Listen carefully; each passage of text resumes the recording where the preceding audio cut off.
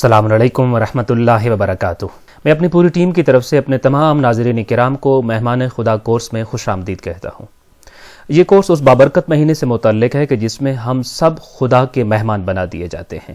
مہمان خدا کورس میں نہ صرف ماہ رمضان المبارک کے آداب، احکام، مسائل اور مناسبات کا ذکر ہے،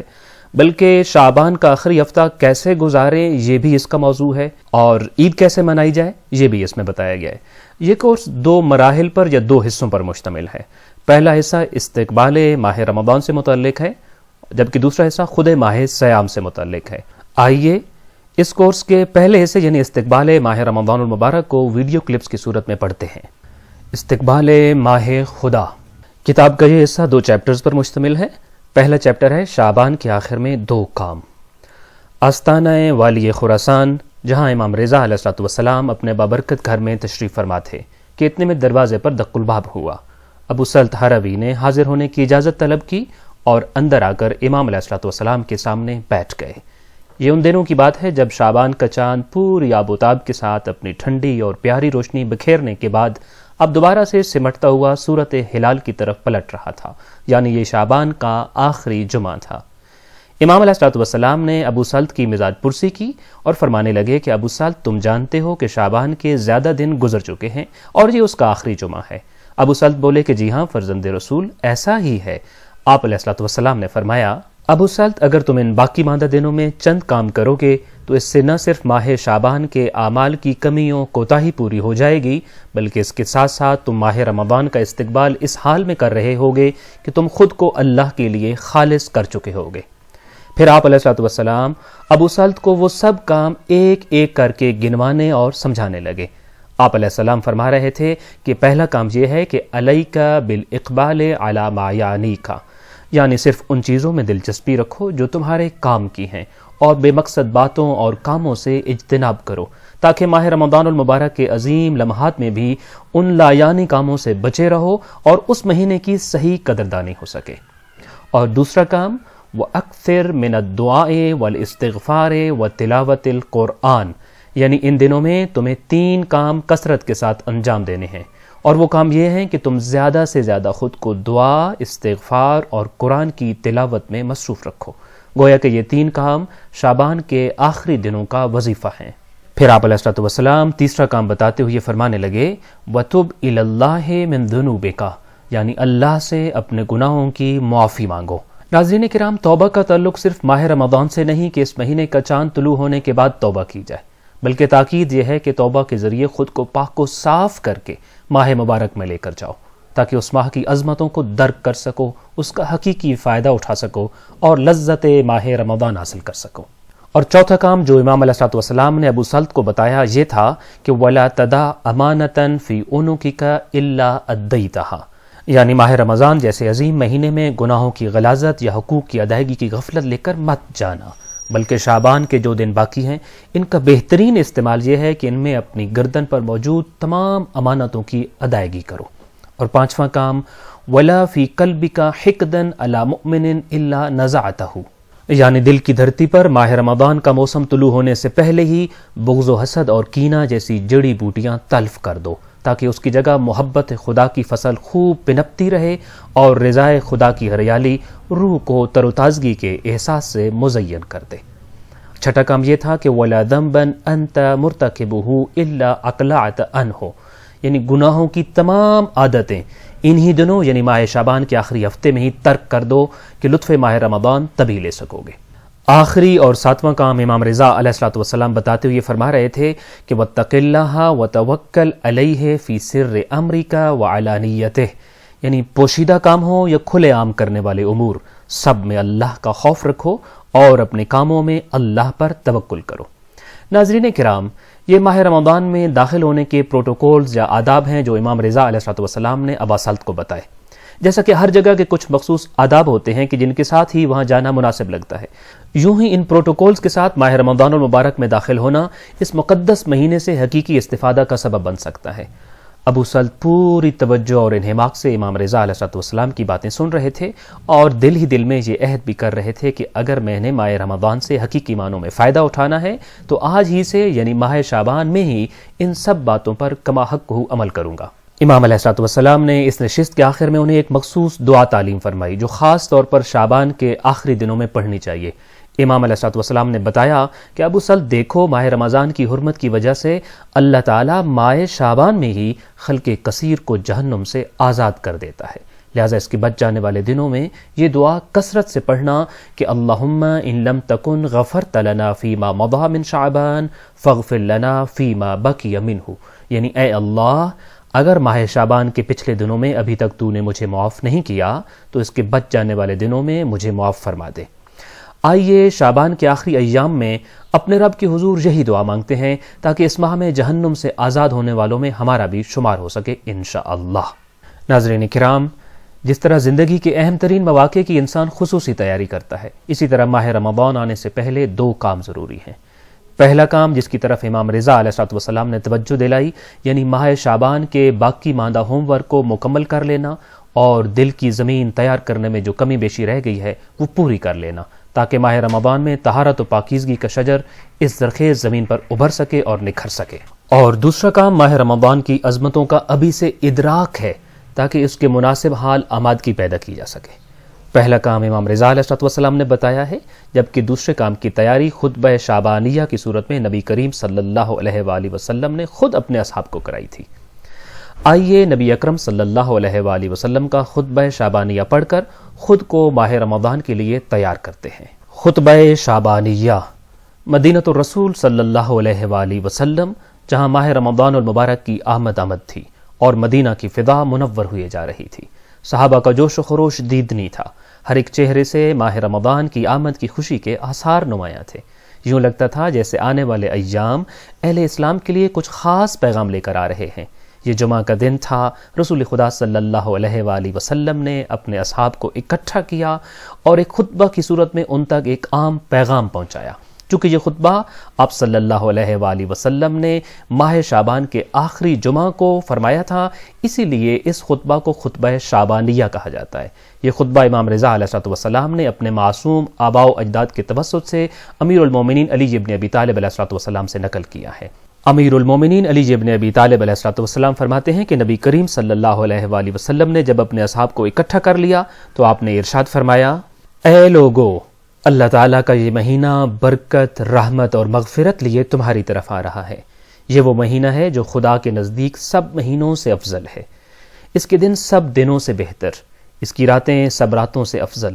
اور اس کی گھڑیاں اور لمحات تمام گھڑیوں سے افضل ہیں۔ اس مہینے میں تمہیں اللہ کا مہمان بنا کر تمہاری عزت افزائی کی گئی ہے اور تمہیں کرامت الہی کا اہل قرار دیا گیا ہے۔ ناظرین کرام، کسی کے در خانہ پر مہمان بننے والے بخوبی جانتے ہیں کہ ایک کریم میزبان اپنے مہمانوں کی اپنے مقام، حیثیت اور مرتبے کے مطابق بہترین انداز میں میزبانی کرتا ہے، ان کو تحائف دیتا ہے اور اگر ممکن ہو تو ان کی حاجتیں پوری کرتا ہے۔ بندہ جب اس ماہ میں خدا کا مہمان بنتا ہے تو خدا کیسے میزبانی فرماتا ہے؟ سید الانبیاء صلی اللہ علیہ وآلہ وسلم اپنے اصحاب کو اللہ کی مہمان نوازی کے انہی بعض جلووں کے بارے میں بتاتے ہوئے کہہ رہے تھے کہ اس مہینے میں تمہارا سانس لینا تسبیح الہی کا درجہ رکھتا ہے، تمہاری نیند اور تمہارا سو جانا بھی عبادت ہے، تمہارا ہر عمل قبول ہے اور تمہاری سب دعائیں مستجاب ہیں، یعنی تمہارا میزبان تمہاری ہر حاجت قبول کرے گا، تم بس اس سے اپنی حاجات کو دعا اور سوال کے انداز میں بیان کرو۔ ناظرین کرام، فضائل کا یہ سمندر اصحاب کی لذت انتظار کو مزید بھڑکانے لگا تھا۔ وہ اپنی سانسیں روک کر رسول اکرم صلی اللہ علیہ وآلہ وسلم کے ایک ایک جملے کو نہایت ہی غور سے سن رہے تھے۔ رسول خدا صلی اللہ علیہ وآلہ وسلم کا خطاب ابھی جاری تھا، آپ مزید چند اعمال کی طرف متوجہ کرتے ہوئے فرما رہے تھے کہ اپنے رب سے خالص نیتوں اور پاک دلوں کے ساتھ سوال کرو کہ وہ تمہیں اس مہینے کے روزوں اور تلاوت قرآن مجید کی توفیق عنایت فرمائے، اس لیے کہ بدبخت اور روسیاہ ہے وہ شخص جو اس بابرکت مہینے میں اللہ تعالیٰ سے اپنے گناہ معاف نہ کروا سکے۔ اے لوگو، اس مہینے میں جنت کے دروازے کھول دیے گئے ہیں، اپنے رب سے دعا کرو کہ اب یہ دروازے تمہارے لیے کبھی بند نہ ہوں۔ دوزخ کے دروازے بند کر دیے گئے ہیں، تم اپنے رب سے سچے دل اور اچھی نیتوں کے ساتھ سوال کرو کہ اب یہ دروازے تمہارے لیے کبھی نہ کھولے جائیں۔ اس مہینے میں شیطانوں کو طوق و زنجیر پہنا دیے جاتے ہیں، تم اپنے رب سے سوال کرو کہ اب شیطان تم پر دوبارہ کبھی مسلط نہ ہونے پائے۔ یہ 5 خصوصی دعائیں جو اس ماہ میں مانگنی ہوں گی، رسول خدا صلی اللہ علیہ وآلہ وسلم اپنے اصحاب کو سکھا چکے تھے، مگر آپ جانتے تھے کہ صرف یہی کافی نہیں، کیونکہ مخلوق خدا سے بے پرواہی اور بے توجہی عام حالات میں بھی قابل قبول نہیں، چاہے جائے کہ دسترخوان میزبانی خدا پر بیٹھ کر ان کو بھلا دیا جائے۔ اسی لیے آپ صلی اللہ علیہ وآلہ وسلم فرما رہے تھے کہ اے لوگو، جو شخص اس مہینے میں اپنے اخلاق کو اچھا بنائے گا تو وہ اس وقت پل صراط پر ثابت قدم رہے گا جبکہ باقی تمام لوگوں کے قدم ڈگمگا رہے ہوں گے اور لغزش کھا رہے ہوں گے۔ جو اس ماہ مقدس میں اپنے ماتحتوں پر نرمی کرے گا، اللہ قیامت کے دن اس کے حساب کتاب میں اس کے ساتھ نرمی کرے گا۔ جو کوئی اس مہینے میں دوسروں کو اپنی اذیت اور شر سے بچائے گا، اللہ قیامت کے دن اس کو اپنے غیظ و غضب سے محفوظ رکھے گا۔ اس مہینے میں یتیم کی عزت کرنے والے کی عزت و توقیر خدا قیامت کے دن بلند کرے گا۔ رشتہ داروں کے ساتھ کی گئی نیکی اور صلہ رحمی قیامت کے دن رحمت پروردگار کی پناہ ملنے کا سبب ہوگی۔ اور جو شخص اس مہینے میں اپنے رشتہ داروں سے قطع تعلق ہی کرے گا تو قیامت کے روز اللہ کی رحمت بھی اس سے دور رہے گی۔ محترم ناظرین، خالق کو راضی کرنے کا راستہ مخلوق سے ہو کر جاتا ہے۔ انسان جوں جوں خدا کے قریب ہوتا ہے، اس کی مخلوق پر اتنا ہی مہربان ہوتا ہے۔ نبی رحمت صلی اللہ علیہ وآلہ وسلم اپنے اصحاب کو سمجھا رہے تھے کہ دسترخوان میزبانی پروردگار پر بیٹھ کر اپنے معاشرے پر نظر کرو اور اپنے ارد گرد موجود غریب اور تنگ دست لوگوں کو صدقہ دو، بڑوں کی عزت کرو اور چھوٹوں پر رحم کرو، رشتہ داروں سے نیکی کرو۔ اس مہینے کا تم پر یہ حق ہے کہ تم اس مقدس ماہ میں اپنی زبان کو گناہ کرنے سے روک دو۔ جو سننا جائز نہیں ہے اس سے کانوں کو بچا لو، اور جو دیکھنا جائز نہیں اس سے آنکھوں کو روک لو۔ اپنے آس پاس موجود یتیم بچوں سے ہمدردی اور مہربانی کرو، جیسا کہ تم چاہتے ہو کہ یتیم ہونے کے بعد تمہارے بچوں سے بھی یہی سلوک کیا جائے۔ ماہ رمضان المبارک کے بارے میں نبی کریم صلی اللہ علیہ وآلہ وسلم سے بہتر ہدایات اور نصیحتیں بھلا کون کر سکتا ہے۔ لوگ حیرت زدہ تھے کہ پروردگار عالم نے اس ماہ میں ان کے غیر اختیاری کاموں جیسا کہ سانس لینے اور سونے کو بھی عبادت کا درجہ دے دیا ہے۔ یہ باتیں ماہ رمضان کے لیے ابھی سے ان کی ذہن سازی کر رہی تھیں۔ اس دوران سب کے دل انہی خیالات میں مگن تھے۔ انہوں نے سنا کہ نبی کریم صلی اللہ علیہ وآلہ وسلم اپنی گفتگو جاری رکھتے ہوئے فرما رہے ہیں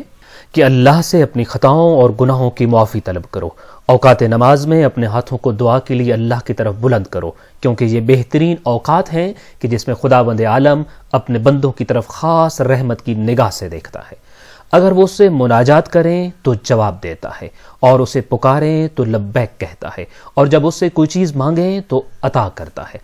اے لوگو، تمہارے نفس تمہارے اعمال اور کرتوتوں کے ہاتھوں گروی اور رہن ہوئے پڑے ہیں، انہیں استغفار کے ذریعے اس ماہ میں آزادی دلاؤ۔ تمہاری پشت گناہوں کے بوجھ تلے دبی ہوئی ہے، لمبے لمبے سجدے کر کے گناہ کے اس بوجھ کو ہلکا کرو۔ جان رکھو کہ اللہ نے اپنی عزت کی قسم کھا کر کہا ہے کہ وہ سجدہ گزاروں اور نمازیوں کو عذاب میں مبتلا نہ کرے گا، اور نہ انہیں اس روز آتش جہنم سے ڈرائے گا جس دن سب رب العالمین کے سامنے حاضر کیے جائیں گے۔ روزے کی بھوک، پیاس اور مشکلات کا بخوشی سامنا کرنے کے لیے تیار اور آمادہ اصحاب سے رسول خدا صلی اللہ علیہ وآلہ وسلم فرما رہے تھے کہ یہ روزے کی تنگی بلا سبب نہیں ہے، بلکہ اس مہینے میں روزے کی وجہ سے جو بھوک اور پیاس لگتی ہے، اس سے قیامت کے دن کی بھوک اور پیاس کو یاد کرو۔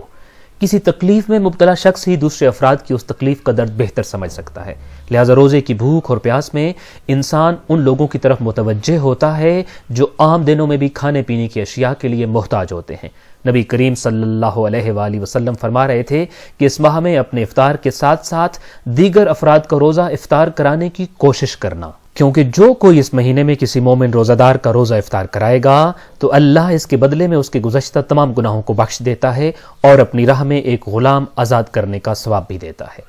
کسی نے کہا، یا رسول اللہ، ہم سب اس عمل کی قدرت نہیں رکھتے کہ مومنین کرام کی دعوت کا اہتمام کریں اور انہیں اپنے گھر افطار پر بلائیں۔ تو آپ صلی اللہ علیہ وآلہ وسلم نے فرمایا، اپنے آپ کو مومن بھائی کا روزہ افطار کرا کر آتش جہنم سے بچا لو، چاہے آدھی کھجور یا ایک گھونٹ پانی ہی سے افطار کیوں نہ ہو۔ محترم ناظرین، ذرا تصور کریں کہ پیغمبر اسلام صلی اللہ علیہ وآلہ وسلم آپ سے مخاطب ہیں اور وہ کہہ رہے ہیں کہ چند دن بعد جو مہینہ آنے والا ہے اس میں صرف ایک گھونٹ پانی یا آدھی کھجور کے بدلے خود کو آتش جہنم سے محفوظ کیا جا سکتا ہے، تو اس دوران آپ کے جذبات کیا ہوں گے؟ انہی جذبات کا لطف اصحاب کی محفل میں موجود ہر شخص لے رہا تھا۔ وہ ان حضرت صلی اللہ علیہ وآلہ وسلم کے ایک ایک لفظ کے منتظر تھے، اور آپ صلی اللہ علیہ وآلہ وسلم فرما رہے تھے کہ اس ماہ میں جو بھی مستحب نماز بجا لائے گا تو پروردگار اس عمل کے بدلے اس کو جہنم سے نجات دے گا، اور جو کوئی اس مہینے میں ایک فریضہ کی ادائیگی کرے گا تو اسے دوسرے مہینوں میں یہی فریضہ 70 مرتبہ انجام دینے کا ثواب ملے گا۔ جس نے مجھ پر اس مہینے میں کثرت سے درود و سلام بھیجا تو اللہ اس کے نامہ اعمال کے پلڑے کو اس دن بھاری کرے گا جب دوسرے لوگوں کے پلڑے ہلکے ہوں گے، اور جو کوئی اس بابرکت مہینے میں قرآن مجید کی ایک آیت تلاوت کرے گا اسے اتنا ثواب ملے گا جتنا کہ دوسرے مہینوں میں پورا قرآن مجید ختم کرنے پر ملتا ہے۔ کائنات کے عظیم ترین معلم اور استاد کا خطبہ جاری تھا۔ آپ صلی اللہ علیہ وآلہ وسلم ایسے خطبہ ارشاد فرما رہے تھے جیسے استاد کلاس میں اپنے شاگردوں کو پڑھاتا ہے۔ اس دوران ان کے لائق ترین شاگرد علی ابن ابی طالب علیہ السلام اپنی جگہ پر کھڑے ہو گئے اور ایک سوال کیا۔ امیر المومنین علیہ السلام نے پوچھا کہ یا رسول اللہ، آپ نے ابھی نیک اعمال کی طویل فہرست بیان فرمائی ہے، اب یہ بیان فرمائیے کہ ما ہی افضل الاعمال فی ھذا الشہر یا رسول اللہ، یعنی ماہ رمضان کا سب سے افضل عمل کون سا ہے تاکہ ہم اس عمل کو ترجیحاً انجام دے سکیں۔ نبی کریم صلی اللہ علیہ وآلہ وسلم نے محبت و شفقت بھری نگاہ سے علی کو دیکھا اور فرمایا یا ابا الحسن افضل الاعمال فی ھذا الشہر الورع عن محارم اللہ، یعنی اے ابو الحسن، اس مہینے کا سب سے افضل اور بہترین عمل گناہ چھوڑ دینا ہے۔ پھر نبی کریم صلی اللہ علیہ وآلہ وسلم رو پڑے۔ امیر المومنین فرماتے ہیں کہ میں نے پوچھا یا رسول اللہ ما یبکی کا، یعنی اے اللہ کے رسول کس چیز نے آپ کو رلا دیا ہے؟ آپ صلی اللہ علیہ وآلہ وسلم نے فرمایا اے علی، میں اس لیے رو رہا ہوں کہ اس مہینے یعنی ماہ رمضان المبارک میں تمہارا خون بہا کر تمہیں شہید کر دیا جائے گا۔ گویا کہ میں تمہاری شہادت کا منظر دیکھ رہا ہوں کہ تم سجدہ پروردگار میں مشغول ہو گئے کہ اتنے میں اولین و آخرین کا شقی ترین شخص، قاتل ناقہ صالح جیسا سنگین جرم کرنے والا تمہارے سر پر تلوار مارتا ہے جسے تمہاری ریش اور چہرہ خون سے تر ہو جائے گا۔ یہ خبر سن کر امیر المومنین علی ابن ابی طالب علیہ السلام غمزدہ نہ ہوئے، بلکہ انہوں نے صرف ایک سوال کیا، اور وہ یہ کہ یا رسول اللہ وذالک فی سلامت من دینی، یا رسول اللہ جب مجھے شہید کیا جا رہا ہوگا تو کیا اس وقت میرا دین ثابت و سالم ہوگا؟ غور طلب بات ہے کہ ایک مومن کے لیے موت کی خبر سے بھی زیادہ اہم بات یہ ہوتی ہے کہ موت کس عالم میں آئے گی۔ آیا اس کی زندگی کا خاتمہ حالت ایمان میں ہوگا یا اس حال میں کہ وہ اپنے ایمان و عقیدہ اور دین پر ثابت قدم نہ رہ سکے؟ اس لیے آپ علیہ السلام نے اپنی موت کا سن کر یہی سوال کیا کہ موت تو حتمی امر ہے، آ کر رہے گی، بس یا رسول اللہ مجھے یہ بتا دیجئے کہ جب میری موت آئے گی تو کیا میرا دین ثابت و سالم ہوگا؟ نبی کریم صلی اللہ علیہ وآلہ وسلم نے جواباً فرمایا فی سلامت من دینک، ہاں یا علی اس وقت تمہارا دین سالم ہوگا۔ پھر پیغمبر اسلام صلی اللہ علیہ وآلہ وسلم فرط محبت میں اپنا اور اپنے بھائی علی کا تعلق بتاتے ہوئے فرمانے لگے یا علی من قتلک فقد قتلنی ومن ابغضک فقد ابغضنی ومن سبک فقد سبنی لأنک منی کنفسی روحک من روحی و طینتک من طینتی، یا علی جس نے تمہیں قتل کیا گویا اس نے مجھے قتل کیا، جس نے تم سے بغض و دشمنی کی گویا اس نے مجھ سے دشمنی کی، اور جس نے تمہیں برا بھلا کہا گویا اس نے مجھے برا بھلا کہا، کیونکہ تم مجھ سے ہو اور میرے نفس کی مانند ہو، تمہاری روح میری روح ہے اور تمہاری طینت و فطرت میری طینت و فطرت ہے۔ ناظرین کرام، ان الفاظ کے ساتھ ہی یہ روح پرور محفل اختتام پذیر ہو گئی، لیکن نہ صرف اصحاب پیغمبر بلکہ قیامت تک آنے والے تمام مومنین کے لیے شعبان کے آخری ہفتہ میں ماہ سیام کی آمادگی کا نسخہ متعارف ہوا۔ نوٹ: ماہ شعبان میں امیر المومنین علی ابن ابی طالب علیہ السلام سے دو عظیم دعائیں مناجات شعبانیہ اور دعائے کمیل وارد ہوئی ہیں، جن کو پورے سال میں کسی بھی وقت اور بالخصوص اس ماہ میں پڑھنے کی خصوصی تاکید وارد ہوئی ہے۔ ناظرین کرام، اسی کے ساتھ ہمارا پہلا حصہ مکمل ہوا۔ ماہ رمضان اور اس سے متعلقہ موضوعات پر تفصیلی نظر ڈالنے کے لیے مہمان خدا کا دوسرا حصہ دیکھیے۔ السلام علیکم ورحمۃ اللہ وبرکاتہ۔